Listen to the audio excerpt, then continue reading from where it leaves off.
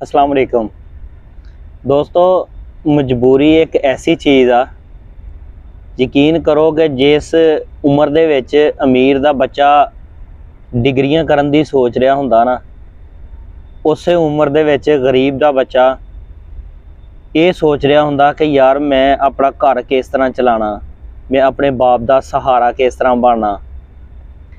कह लो कि उस उम्र दे विच ना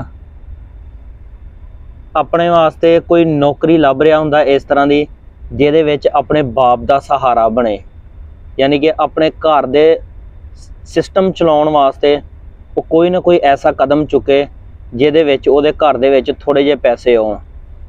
जबकि उस उम्र दे विच ना अमीर दा बच्चा ये सोच रहा हुंदा कि मैं फलां डिग्री करनी आ, मैं फलां कॉलेज दे विच जाना।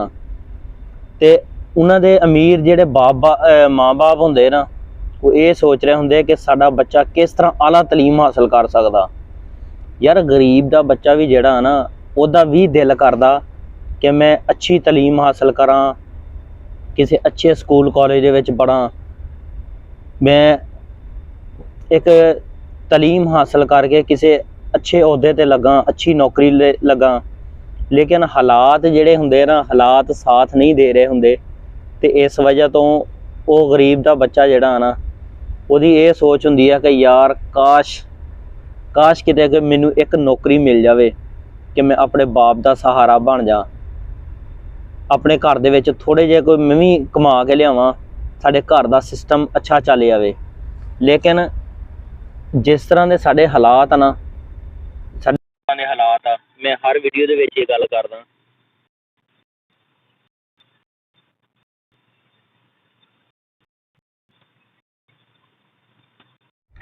मैं हर वीडियो दे विच ये गल करदा, साडे मुल्कां दे हालात ही इस तरह दे आ पैदा हो गए कि असीं लोग पढ़ाई दा की सोचना वा, असीं 8-10 साल यानी कि सिर्फ शनाख्ती कार्ड बनन दे इंतज़ार कर रहे हुंदे आ कि यार कदों बने कि असीं अच्छी जॉब लभीए, अच्छी ना कि कम अज़ कम शुरू दे विच थोड़े बहुते तां असीं अपने घर लियाइए, असीं अपने बाप दा सहारा बनीए।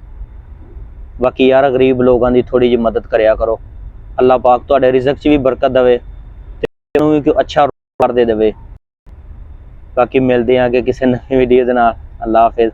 वीडियो अच्छी लगे तो लाइक शेयर ज़रूर करना, कमेंट्स करके अपनी राय का इजहार ज़रूर देना, चैनल नूं सबसक्राइब भी कर दिया करो यार, कुछ नहीं होंदा। बाकी मिलते हैं अगे किसी नवी वीडियो दे नाल। मोहम्मद उस्मान नूं दिओ इजाज़त। पाकिस्तान जिंदाबाद। अल्लाह हाफिज़।